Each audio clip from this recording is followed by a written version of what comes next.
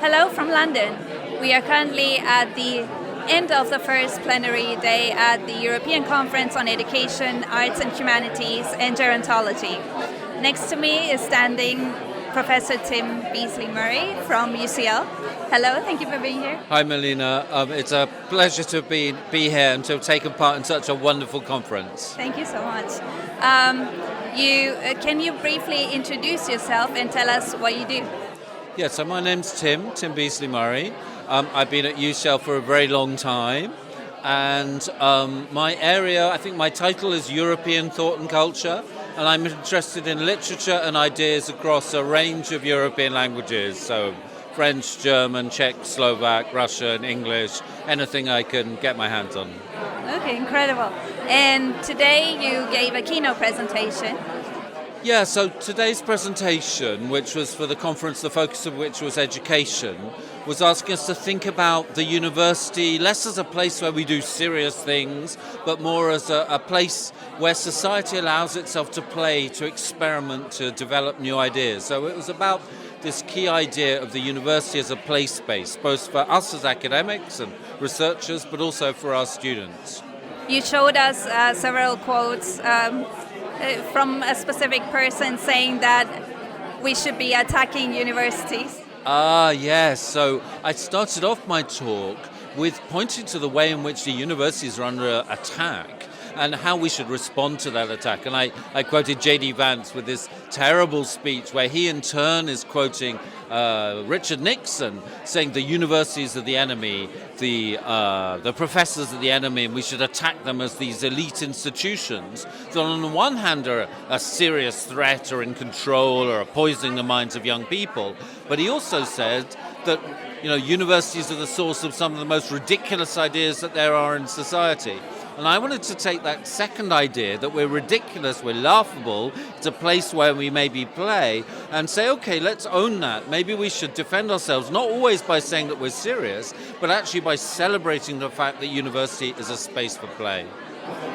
Do you think that universities are ivory towers? I think what you're saying is that maybe they are, but that's not the point. Absolutely. I think that's a really great... ivory towers is often used as an insult, right? Those academics in their ivory towers. But the fact that we are in some ways separate from the ordinary world of finance and politics and the law and business, and we have a special space where we can play with things and experiment and explore things without it really mattering, like in a game where it doesn't really matter what happens once the final whistle is blown. That actually has an important function in itself for society. So yes, in some ways, ivory towers, we can be academics in ivory towers, but we can actually see some of the strengths in that separation. So we are in difficult times. Universities are under attack. But then you're saying that universities do have a special place. And in these trying times, they should be teaching something very different to what we think universities should be teaching. So in your opinion, what is the role of the university and of education? I mean, obviously, I think today I was emphasizing play, but I think we also have a serious role to play. And it's that combination. We're both. We're like amphibians. We're like frogs. We're happy in the water, we're happy on land, in seriousness and in play. And I think we really need to make that case strongly and persuasively that we're the ones who are shaping, the minds of the next leaders, of the next generation. We're the ones producing the research, and all these attacks that we get from the populist right, whether it's in the US or Starmer's Britain, really have to be resisted, and we have to make a confident case. But what I was arguing today is sometimes we overstate the seriousness, and we might need to do it in a more subtle way than often universities do it.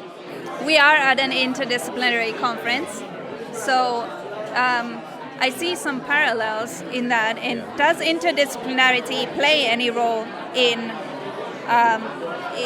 creating this playful space? Absolutely. So actually, my department here in UCL is the Department of Arts and Sciences. It's an interdisciplinary department.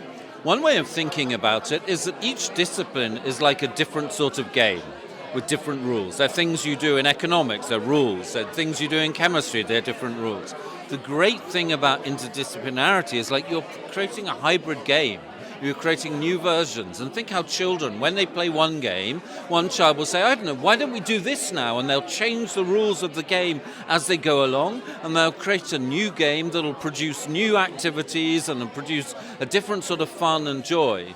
And I think interdisciplinarity is a little bit like that. It's not being stuck within these rigid games of our disciplines that can become something of a sort of ritual. We all know the result. A game is really boring when you know what the result is going to be. But if we can bring the different games together and create new rules by creating these sort of hybrid interplays between disciplines, then we're going to produce something of value, of novelty, of innovation.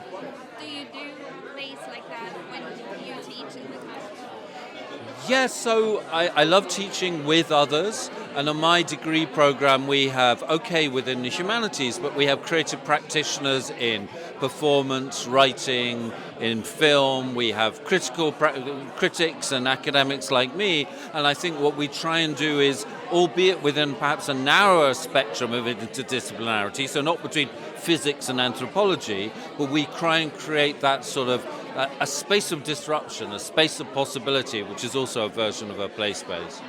I hope more institutions will be inspired by what you said today, and we have participants from, I think, 74 countries, so I hope they can bring back something. Well, that would be wonderful, and I have to say, this energy here at the IAFOR conference about education and about the possibilities of interdisciplinarity and with these global perspectives, it's really amazing.